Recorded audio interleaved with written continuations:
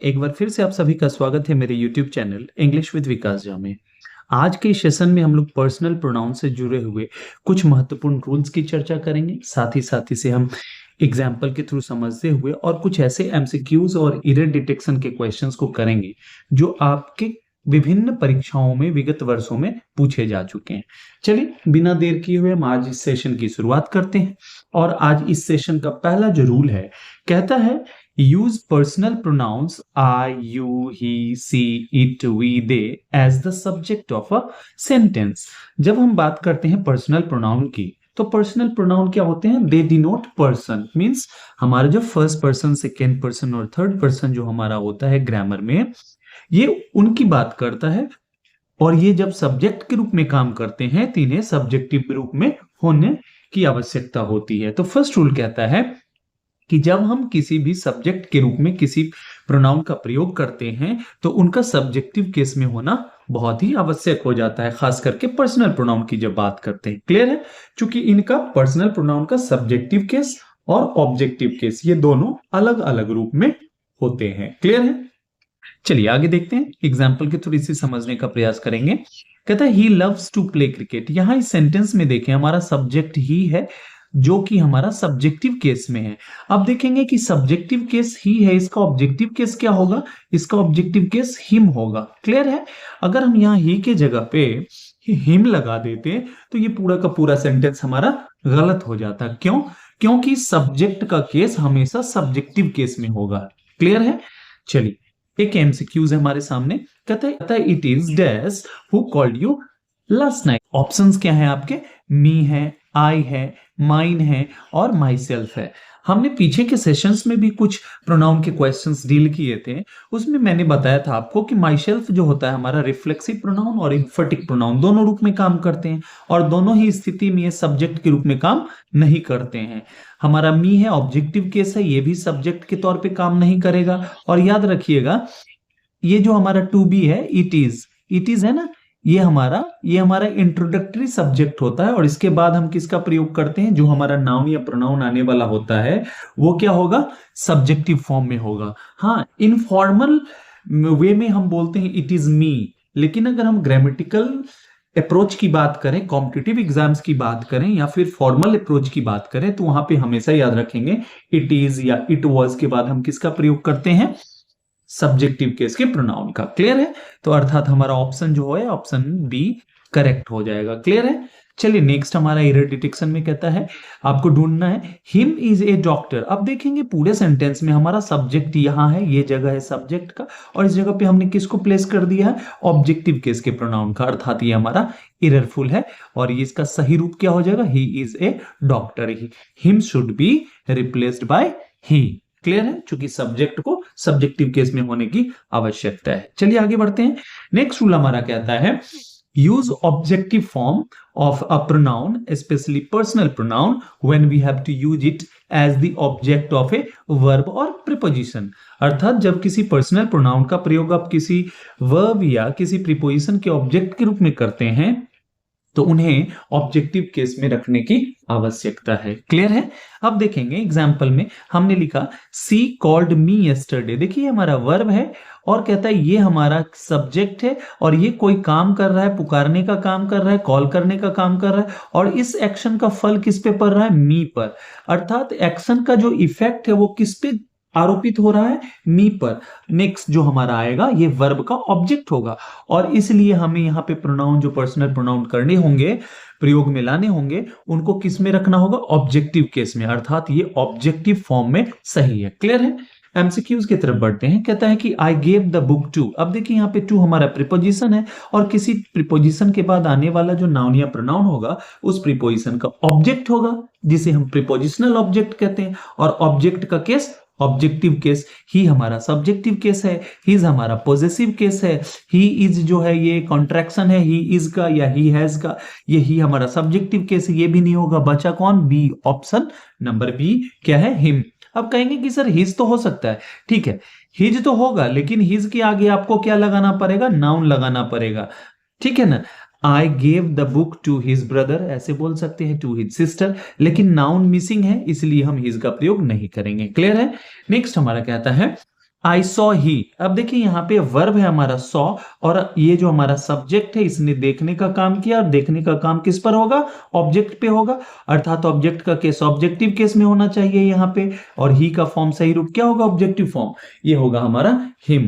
Clear है? चलिए आगे बढ़ते हैं। नेक्स्ट हमारा कहता है for positive context we follow 2-3-1 rule for personal pronouns. कहता है कि जब हम बात करते हैं किसी पॉजिटिव कॉन्टेक्स्ट में, जब हम पर्सनल प्रोनाउन के तीनों पर्सन की अगर एक साथ हम प्रयोग में लाएं, अर्थात फर्स्ट पर्सन, सेकंड पर्सन और थर्ड पर्सन, तीनों के अगर सिंगुलर फॉर्म अगर एक साथ प्रयुक्त हो वाक्य में और वो पॉजिटिव मीनिंग कन्वे कर रहा हो, तो उनका ऑर्डर किस चीज पे बेस्ड होता है? 2-3-1 पे, 231 पे। पहले सेकंड पर्सन आएगा, फिर थर्ड पर्सन आएगा, फिर फर्स्ट पर्सन आएगा। देखिए सेंटेंस में यू, ही एंड आई, ये हमारा सेकेंड पर्सन, ये हमारा थर्ड पर्सन, ये हमारा फर्स्ट पर्सन, ये ऑर्डर होगा हमारा। और सेंटेंस आगे देखिए कॉन्टेक्स्ट क्या देख रहा है, मीनिंग कैसा है? पॉजिटिव मीनिंग है, इसलिए इनका ऑर्डर 2-3-1 का होगा। क्लियर है? साथ ही साथ एक चीज और ध्यान रखना है आपको, अगर दो से अधिक जब बात करेंगे किसी पर्सनल प्रोनाउन की जिसमें फर्स्ट पर्सन है और आगे आपको पॉजेसिव एडजेक्टिव का प्रयोग करना है, तो आवर का प्रयोग किया जाएगा। ठीक है? ऐसे ही इसको मैं ऐसे बताता हूं, you, he and I have done our homework. बात समझ रहे हैं? ये चीज ध्यान रखना है। अब इसी में अगर क्या करते आप, आई मिस कर देते, आई को हटा देते, तो आपका क्या हो जाए? 2-3 का ऑर्डर हो जाता। देखिए 23 का, फिर देखिए 21 का, फिर 31 का, मतलब ये ऑर्डर होगा किसका? पर्सनल प्रोनाउन का। इस चीज का आपको खासा ध्यान रखना है। क्लियर है? नेक्स्ट हमारा है MCQ, you and dash are good friends. देखिए हमारा वर्ब है, वर्ब से पहले का जगह हमारा क्या है? सब्जेक्ट का, और सब्जेक्ट हमारा कंपाउंड सब्जेक्ट है। कंपाउंड सब्जेक्ट है, इट मींस एक से अधिक सब्जेक्ट है वहां पे। क्लियर है? हिम ऑब्जेक्टिव केस का है, हीज हमारा पॉजेसिव केस का है, इसके आगे नाउन आना चाहिए, नहीं है। ठीक है ना? ही हमारा सब्जेक्टिव केस का, हिम सेल्फ हमारा क्या है? एम्फेटिक हो सकता है या रिफ्लेक्सिव हो सकता है, और दोनों ही स्थिति में हम जानते हैं कि इनका प्रयोग सब्जेक्ट के तौर पे नहीं किया जाता, अर्थात ऑप्शन नंबर सी हमारा सही हो जाएगा। क्लियर है? चलिए आगे देखते हैं। I, you and C are going to school. देखिए I, you and C are going to, ये सेंटेंस हमारा पॉजिटिव मीनिंग दे रहा है। क्लियर है? इसमें किसी भी प्रकार के नकारात्मकता को स्वीकार नहीं किया जा रहा है, कन्फेशन नहीं किया जा रहा है, अर्थात ये पॉजिटिव मीनिंग दे रहा है। और पॉजिटिव मीनिंग के लिए हम क्या करते हैं? 2-3-1 का रूल अप्लाई करते हैं। देखेंगे यहाँ पे क्या है? 1-2-3, अर्थात ये सेंटेंस हमारा गलत है। अब नीचे देखेंगे 2-3-1, हमने इसी को अरेंज कर लिया, अर्थात हमारे जो पर्सनल प्रोनाउंस जो यूज हुए हैं इनको हमने ऑर्डर में लगा दिया, अर्थात ये नीचे वाला हमारा सही हो जाएगा। बात समझ में आ रही है? चलिए आगे बढ़ते हैं। नेक्स्ट हमारा कहता है rule for negative context we follow 1-2-3 rule of personal pronouns. जब बात निगेटिविटी की आती है, जहां पे स्वीकारात्मकता का बोध हो, नकारात्मक भावों को स्वीकार किया जा रहा हो, means you accept something that is unethical और रॉन्ग और bad, in that case you have to follow the order of personal pronouns, first person, second person and third person. Clear है हमारा? I and he are thieves। देखिए ये sentence में आप accept कर रहे हो, आप कन्फेस कर रहे हो, ठीक है ना, अपनी किसी गलती की, तो वहां पे क्या हो जाएगा हमारा ऑर्डर? पहले फर्स्ट पर्सन आएगा, फिर अगर जरूरत है सेकेंड पर्सन है, सेकेंड नहीं है तो थर्ड पर्सन है, मीन्स ऑर्डर इसी को फॉलो किया जाएगा, first person, second person, third person. ठीक है ना? कहता है dash and he have committed crimes. कहता है ये सब्जेक्ट का जगह है, क्योंकि ये हमारा वर्ब है, वर्ब से पहले का सब्जेक्ट होना चाहिए। योर हमारा पॉजेसिव केस में है, ये होगा नहीं। योर्स हमारा क्या है? ये भी पॉजेसिव केस में, ये पॉजेसिव प्रोनाउन है, ये पॉजेसिव एडजेक्टिव है। क्लियर? क्लियर है? योर्स अगर लगाते हैं आप तो किस चीज से आप संबंध दर्शा रहे हो? कुछ नहीं पता चल रहा है। अब कहता है you and he, you and he, देखिए यू हमारा सेकेंड पर्सन और थर्ड पर्सन है, तो इसका रूल निकल रहा है यहां से। क्लियर है? योर सेल्फ आपका फिर क्या है? रिफ्लेक्सिव या इम्फेटिक है, इसका प्रयोग हम सब्जेक्ट के तौर पे नहीं करेंगे, अर्थात आपका सही ऑप्शन जो हो गया वो हो गया ऑप्शन नंबर सी। क्लियर है? आगे बढ़ते हैं। कहता है me and C are sinners. कहते हैं मी एंड सी, अगर आप देखेंगे फेसबुक पे या फिर हम नॉर्मली सोशल मीडिया पे जितने पोस्ट डालते हैं उसमें हम आप क्या गलती करते हैं पता है? हम अपने आप को सब्जेक्ट के तौर पे ऑब्जेक्टिव केस के प्रोनाउन का प्रयोग करते हैं। जैसे कि कोई पिक्चर आप शेयर कर रहे हैं तो उसमें लिखते हैं मी एंड माय ब्रदर। ये गलत है। क्यों गलत है? क्योंकि ये सब्जेक्ट का काम कर रहा है और सब्जेक्ट के जगह पे किस प्रोनाउन का प्रयोग होगा? सब्जेक्टिव केस के प्रोनाउन का प्रयोग होगा। और मी हमें पता है कि किस केस में होता है, ये होता है हमारा ऑब्जेक्टिव केस में होता है। यहाँ पे क्या होगा हमारा? मी जो है ऑब्जेक्टिव केस में है और सब्जेक्ट के रूप में कभी भी ऑब्जेक्टिव केस के प्रोनाउन का प्रयोग नहीं किया जाएगा, अर्थात ये क्या किस में कन्वर्ट कर दिया जाएगा? सब्जेक्टिव केस में। और मी का सब्जेक्टिव केस क्या होता है? आई होता है। क्लियर है?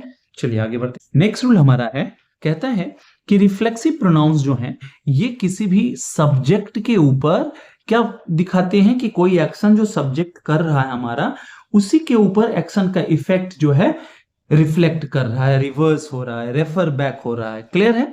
अब ध्यान देंगे कि जब कुछ ऐसे हमारे वर्ब्स हैं जिनके बाद हम क्या करते हैं? रिफ्लेक्सिव प्रोनाउन का प्रयोग करते हैं। जैसे वी शुड एंजॉय आवरसेल्व्स, ये वी जो है एंजॉय कर लेगा, ठीक है ना? और एंजॉय करेगा तो एंजॉय करने का जो फल है वो किस पे रिटर्न होके आएगा? डूअर पे ही आएगा। अर्थात एंजॉय कर रहा है, एंजॉय शब्द क्या बता रहा है कि डूअर जो है ना वो डूअर ही है, जो डूअर है ना हमारा वही डूअर है, जो सब्जेक्ट है ना हमारा वही डूअर है और वही एक्शन का रिसीवर भी है, मतलब एक्शन के इफेक्ट को झेलने वाला भी वही है। अब कुछ ऐसे हमारे हैं, जैसे इंजॉय हो गया आपका, एक्सप्रेस हो गया आपका, जैसे इंट्रोड्यूस हो गया आपका। ये कुछ ऐसे वर्ब्स हैं जिनका प्रयोग हम हमेशा, जिनके बाद हम डायरेक्ट ऑब्जेक्ट के रूप में किनका प्रयोग करते हैं? रिफ्लेक्सिव प्रोनाउन का प्रयोग करते हैं। हाँ, ऐसा नहीं कि फिक्स इन्हीं के साथ, अन्य वर्ब्स के साथ भी आप रिफ्लेक्सिव प्रोनाउन का प्रयोग कर सकते हैं, लेकिन ये कुछ ऐसे हमारे वर्ब्स हैं जिनके बाद हम हमेशा रिफ्लेक्सिव प्रोनाउन का ही प्रयोग करते हैं। क्लियर है? आप देखेंगे ही इंट्रोड्यूस्ड, हमने जैसे बोला इंट्रोड्यूस करने का मतलब होता है परिचय देना। आप अपना परिचय खुद दोगे ना, तो उस स्थिति में क्या होगा? इसके आगे हम रिफ्लेक्सिव प्रोनाउन का प्रयोग करेंगे। और जनरली रिफ्लेक्सिव प्रोनाउंस क्या होते हैं? रिफ्लेक्सिव प्रोनाउंस के अंत में आप देखोगे सेल्फ और प्लूरल फॉर्म में सेल्फ्स दिखाई देंगे। अगर इन पूरे ऑप्शंस में देखो आप, तो सी तो हमारा सब्जेक्टिव केस का है, ये वर्ब के बाद सब्जेक्टिव केस का प्रयोग अनिवार्य नहीं है, उपयुक्त नहीं है। हर सेल्फ, देखिए सब्जेक्ट हमारा है मैस्कुलिन जेंडर का और हर सेल्फ जो हमारा है फेमिनिन जेंडर का, ये भी खत्म हो गया। हिज हमारा फिर क्या है? ये हमारा पॉजेसिव केस का है।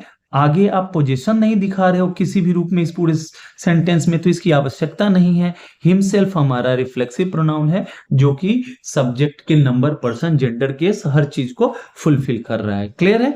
अब नेक्स्ट सेंटेंस देखते हैं हम एरर वाले में। कहता है कि he wanted to kill herself to end his depression. पूरे सेंटेंस को आप गौर से पढ़िए और ढूंढने का प्रयास कीजिए कि कहां इस सेंटेंस में गलती है। सब्जेक्ट देखेंगे मैस्कुलिन जेंडर का, थर्ड पर्सन सिंगुलर नंबर का है। अब कहता है कि ये चाहता था मारना खुद को, ठीक है ना, क्योंकि ये डिप्रेशन से गुजर रहा था और अपने डिप्रेशन को खत्म करना चाह रहा था। तो डिप्रेशन में हम देखते हैं कि अपने आप को लोग एंड कर लेते हैं। क्लियर है? ये देखिए ही के अनुसार हीज का प्रयोग है, लेकिन यहां देखेंगे आप हर सेल्फ, ये मैस्कुलिन जेंडर के लिए नहीं प्रयुक्त होता है, ये फेमिनिन जेंडर के लिए प्रयुक्त होता है। अर्थात इसमें आपको करेक्ट करने की आवश्यकता है, इसे करेक्ट करने की आवश्यकता है। हिमसेल्फ कर दिया, पूरा सेंटेंस हमारा सही हो गया।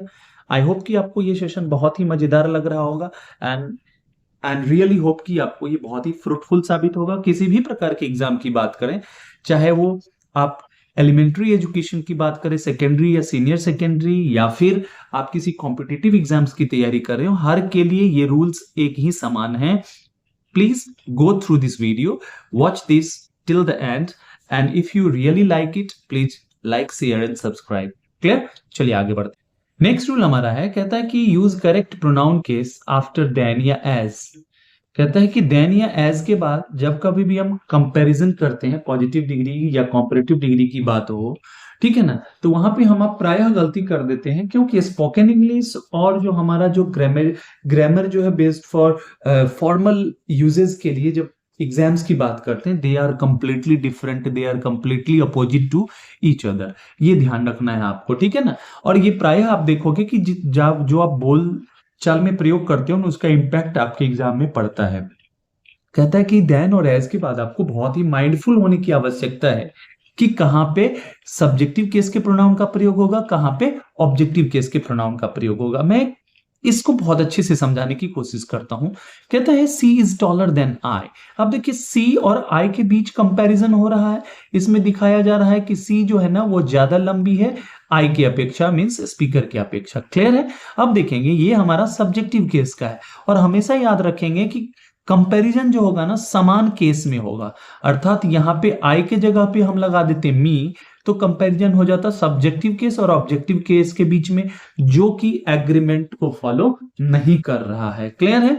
अब इंप्लाइड शब्द का मतलब है हिडन, जो आपको समझ में आ गया कि यहां पे देने की आवश्यकता नहीं है, अंडरस्टूड चीज है। क्लियर है ये चीज।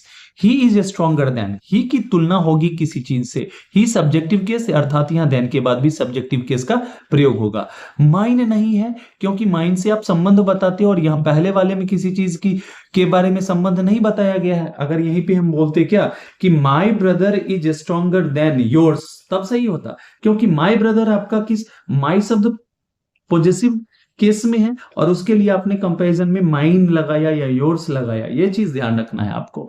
माई सेल्फ ये भी नहीं होगा, क्योंकि ये सब्जेक्टिव केस में इसका प्रयोग ही नहीं होता है। मी ऑब्जेक्टिव केस है और बच गया आपका option number B, that is your answer. Clear है। आगे देखते हैं। कहता है he is better than me. देखिए बेटर देन मी, ही के साथ तुलना किसकी हो रही है, मी का। एक सब्जेक्टिव केस में है और एक ऑब्जेक्टिव केस में है, ये कहीं तो संभव ही नहीं है। तो पहला वाला सब्जेक्टिव में है, सब्जेक्टिव केस में चूंकि ये सब्जेक्ट का परफॉर्म कर रहा है तो ये गलत हो गया, हमारा मी के जगह पे आई का प्रयोग होना आवश्यक है। क्लियर है। चलिए नेक्स्ट। एक चीज और मैं इसमें आपको बताना चाहूंगा, थोड़ा सा ध्यान रखेंगे। कहेंगे कि सर तब ऑब्जेक्टिव केस का प्रयोग कहां करेंगे, देखेंगे। He likes me more than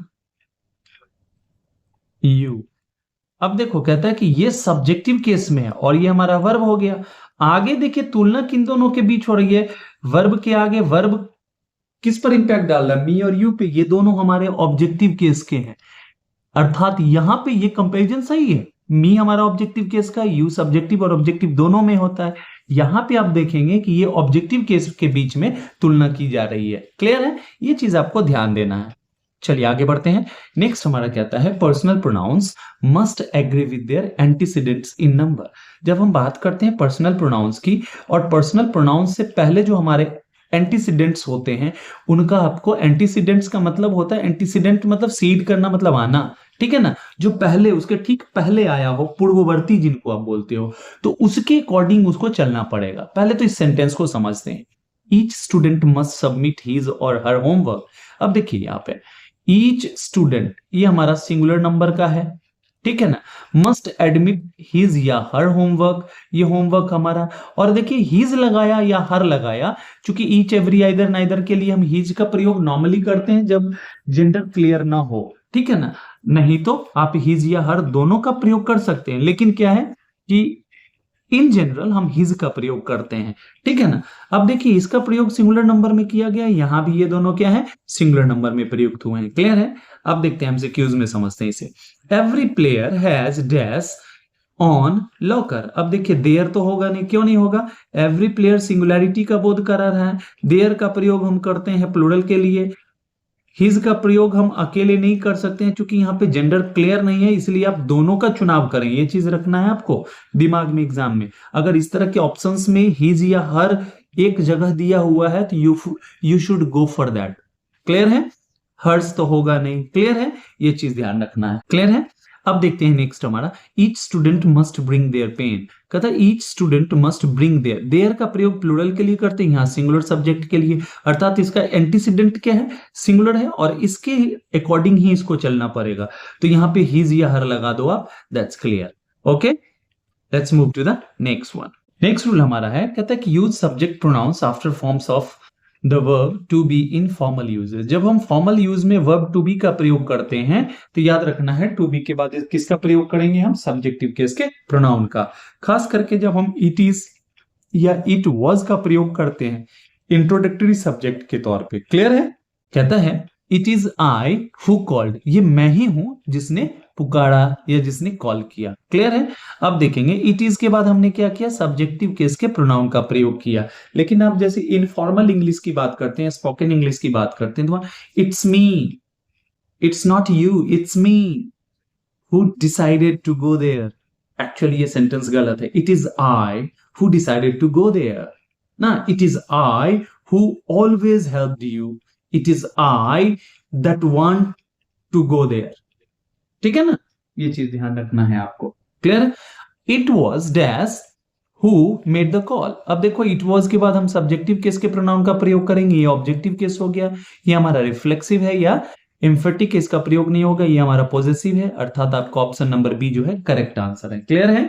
next हमारा कहता है इनकरेक्ट है हमारा इट इज मी. अब ये मैंने बात की, इट इज मी नहीं होता, इट इज आई होता है. क्लियर है? ये तो आप बहुत ही अच्छे से कर लिए होंगे. चलिए आगे बढ़ते हैं. नेक्स्ट हमारा है कि हम जब कभी भी किसी सेंटेंस में प्रोनाउन का प्रयोग करते हैं तो प्रायः क्या होगा कि प्रोनाउन तब आता है जब नाउन को आपको रिप्लेस करना है. इस बात का ध्यान रखना है कि नाउन और प्रोनाउन एक ही साथ एक ही जगह पे प्रयुक्त न हो. मतलब you should avoid using double subjects. एक ही सब्जेक्ट के लिए दो, मतलब एक ही चीज के लिए दो नाउन या प्रोनाउन का प्रयोग करना गलत है. क्लियर है?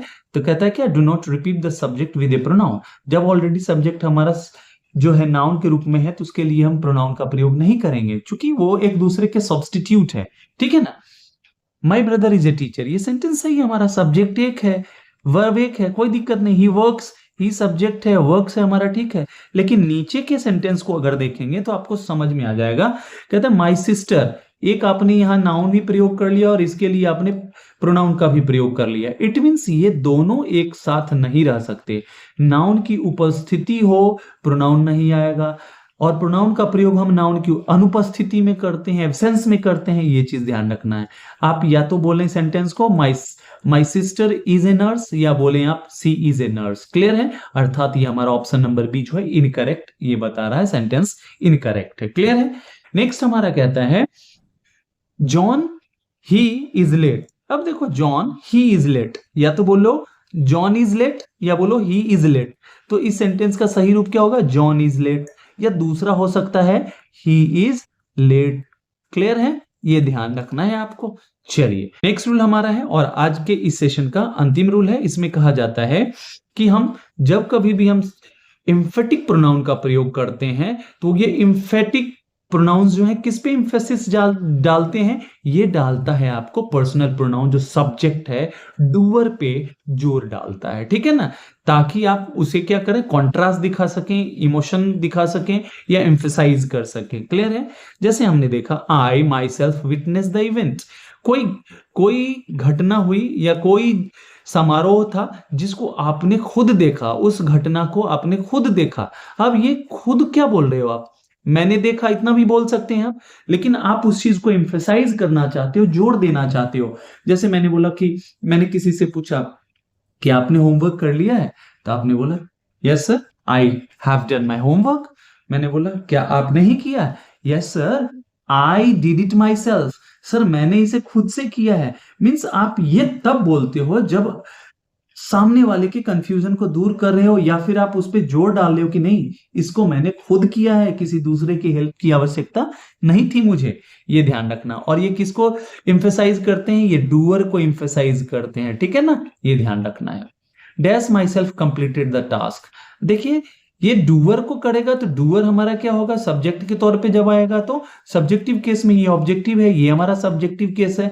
और देखना है आपको एक चीज और, यहाँ जो हमारा सब्जेक्ट होगा उसके अकॉर्डिंग आपको ये रिफ्लेक्सिव प्रोनाउन या एम्फेटिक प्रोनाउन का प्रयोग करना है. फर्स्ट पर्सन में आई है तो माई सेल्फ, वी है तो आवर सेल्व्स. ये ध्यान रखना, इनके बीच के कॉम्बिनेशन को, एग्रीमेंट को भंग नहीं होने देना है. क्लियर है? अब चलते हैं नेक्स्ट और अंतिम क्वेश्चन हमारा आज के इस सेशन का. कहता है माई सेल्फ डिड इट. अब मैंने पहले ही बताया था कि माई सेल्फ जो हमारा है रिफ्लेक्सिव प्रोनाउन के रूप में काम कर रहा है. इसका प्रयोग कभी भी सब्जेक्ट के तौर पर नहीं किया जाता है. अर्थात इसे आप ऐसे बोल सकते हैं, एम्फेटिक बनाने के लिए आई लगा दीजिए, I myself did it. या इसी को आप ऐसे भी बोल सकते हैं, I did it myself. तो both the places of myself is correct. Clear? कोई दिक्कत? चलिए, एंड आई होप कि आपको ये सेशन बहुत ही प्यारा लगा होगा, और वास्तव में ऐसा है तो आप इसे शेयर कीजिए, लाइक कीजिए, सब्सक्राइब कीजिए. Thank you so much and I wish you all the best. Thank you so much.